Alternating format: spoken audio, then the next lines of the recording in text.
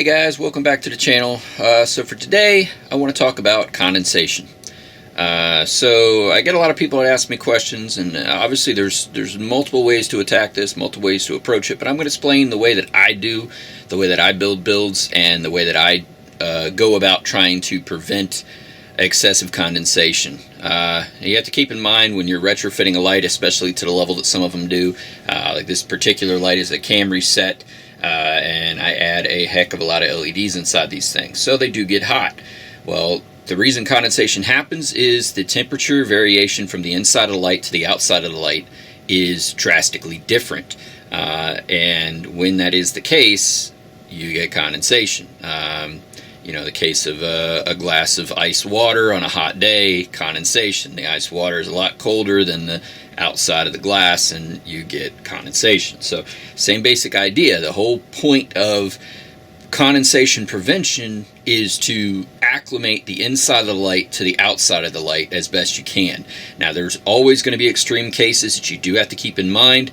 If you are washing your car on a hot day, the inside of the light is not going to acclimate to that cold water hitting the front. So if you get a customer, or in your case, you know, you're doing your own lights, you hit it with the hose when you're washing it and you get condensation, that's normal. That's unavoidable. You've splashed cold water on a hot light on a hot day. It will take time to acclimate. If you're going from an outside situation to an inside situation, you're going from one extreme to the next, it can't really regulate itself and keep the inside temperature matching the outside as fast as the change happens, and you get condensation. So some things to keep in mind in that case, almost unavoidable that you're going to get some. But on a normal day-to-day, you should be able to cut down to the point that you don't really see any condensation. I'm going to show you the tricks that I do that 99% of the time work well. And just cover some of the breather options, basically. So the goal is to make the lights breathe well enough that any air differences, temperature-wise, can regulate themselves quickly via air circulation. So there's a couple different ways. Some of you have probably seen these little breather vents that you can put on the light. You would drill a hole, you put this through, this helps the light to breathe better. You can add those, but these also stick out a little bit, so I've found that a lot of times if you don't know the car, sometimes the frame of the car actually sits quite tight to the light itself, and with these you can unfortunately get to a point where sometimes you put them in places where they just will not work. So I don't like to use these. I stopped using them. I've switched now to the breather patches. These are also a lot cheaper, which is a benefit. I think we're selling these right now for $10 for a sheet of 36, and that is now shipped. If you just order breather patches, I think the way that I figured it out to do it, to be able to get it to you guys the cheapest, is if we just ship it in an envelope with a stamp. Just that simple.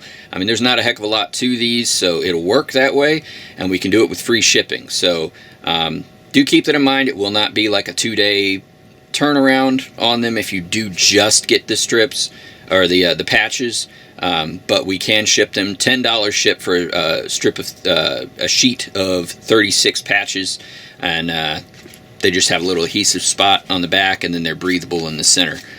The way these work, you'll drill a hole into the light,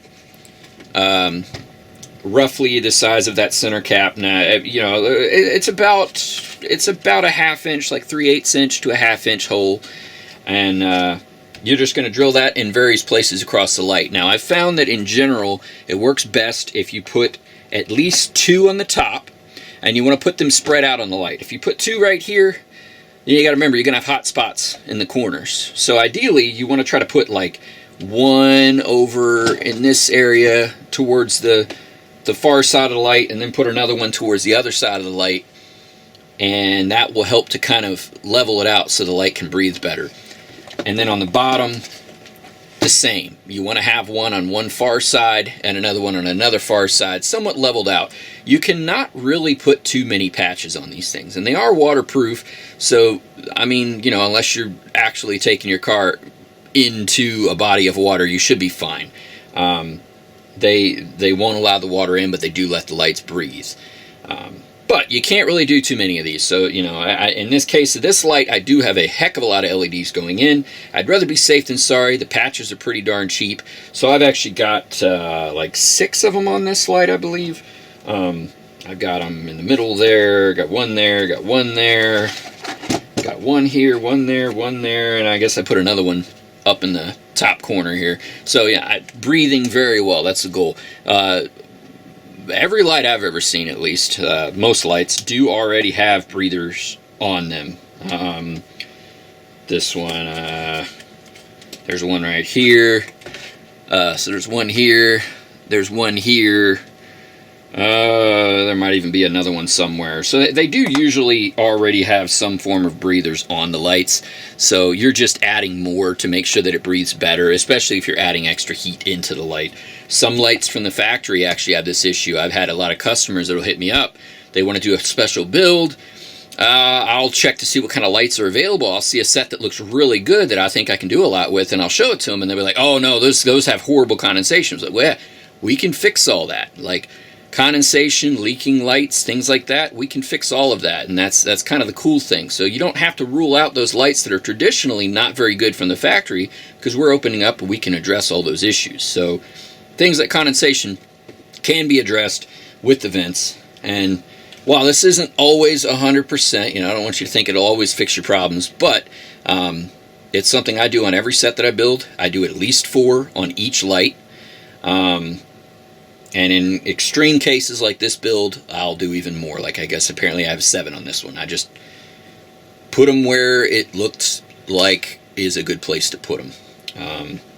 So hopefully that kind of simplifies that. I've been asked that question a lot, so I've been wanting to do a video. Most of you guys are probably already aware of most of what I just covered. So, you know, and some of you guys probably even have your own methods to try to deal with the idea of condensation. But that's how I do it. Hopefully you pick something up from it, something that will help. You know, I want to try to do a couple more videos like this as I go through and get different questions to try to answer any questions you guys have. So if you guys have questions about builds, how to do this, how to do that, let me know. If it's something I feel like I can address in a video to share with everyone, I definitely will do that. So definitely reach out, let me know. Write in the comments if you have any questions. If you have any good ideas, write them in the comments. You know, maybe there's some better way that I don't even know myself.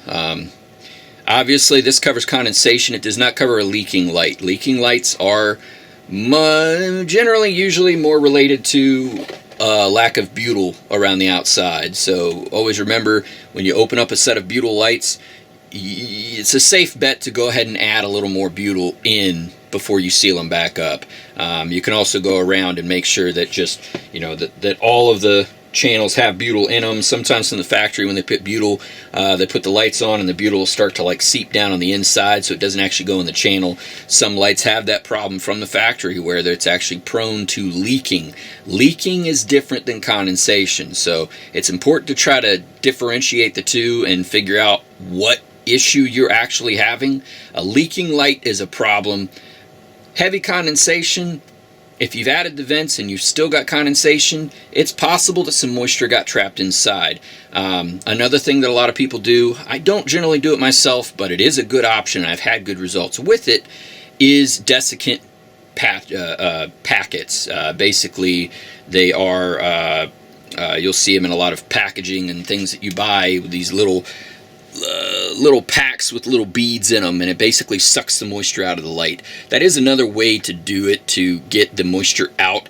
It's not really an answer to make the lights breathe, because there's only so much that those things can suck in before they can't absorb any more moisture. So I don't think that those are a substitute for proper ventilation on your lights, but they are a solid addition if you want to add that in. The reason I don't like them is that if they ever break open, they make a mess.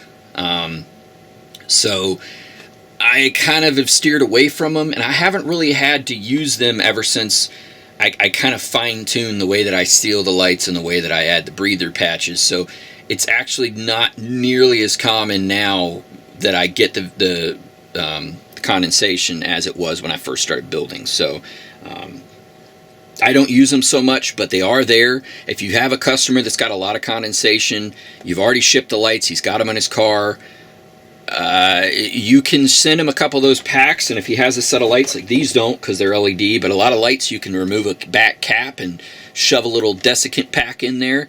That can be a solution if you've already shipped the lights and he's experiencing difficulties. That can be a solution to clean it out. But a lot of the times, if they're brand new lights and they just got installed, it could just be that there's some moisture trapped inside, and that will go away with a little bit of time. You just give it a week or two, they probably won't see the condensation anymore. Also keep in mind, like I said, if they're washing the car, if they're driving it from from outside to the inside, those are situations where the temperature change has been so drastic, so fast, that really no light is going to be able to keep up with that. So keep that in mind. Don't necessarily freak out if you see condensation. Leaking is a much bigger issue if you differentiate the two. The actual standing water inside of a light versus a little bit of moisture on the lens and a little bit of fogging of the lenses itself being condensation. So once again, hopefully that kind of gave you guys a little bit of insight, at least to my understanding of condensation and the effects of it on lights. Once again, we do have these patches on the website, sheets of 36 patches, and those are now shipped for $10. Prices do change, so please keep in mind if you're watching this video 10 years later, it may not be $10 anymore. But currently we are doing these shipped for $10, and it will be via U.S. mail envelope with a stamp. If you order these with a bunch of other parts, they will go in the box with that. You'll get the standard 2 to 4 day shipping within the USA. 2 to 5, I think. It's 5 days in California. Standard shipping on those. But if you order it with other parts, we will obviously put that in the box with those parts. But if you just want the strips, $10. I don't think you can really beat it price-wise. We're definitely trying to be as competitive as we can on the stuff that we sell on the site. So definitely check it out. Thanks for watching. Make sure you subscribe. I'm going to try to do a lot more of these videos like this as I can. Past couple weeks have been pretty busy, so rolling stuff out. A lot more development, a lot more stuff coming in. Working on some pretty cool stuff. So definitely stay tuned. Definitely keep up. Follow us on Instagram for updates on new products when they drop. Versus having to wait for videos that might take a week or two to create. So definitely follow the Instagram and the Facebook to get live updates on products and when we get things back in stock if we run out. That is where we will announce restock on new parts. So Facebook and Instagram, definitely check us out there. Once again, thanks for following us. Thanks for watching the video. Subscribe, comment, let me know if there's anything else you want us to cover, and I'll do my best to try to do that. Thanks.